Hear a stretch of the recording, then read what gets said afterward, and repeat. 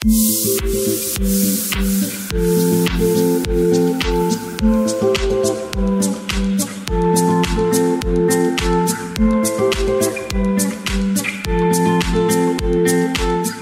guys, I'm Varun and the recipe that we're doing today is synonymous to Indian street food. Yes, I'm talking about the classic stuffed aloo tikki.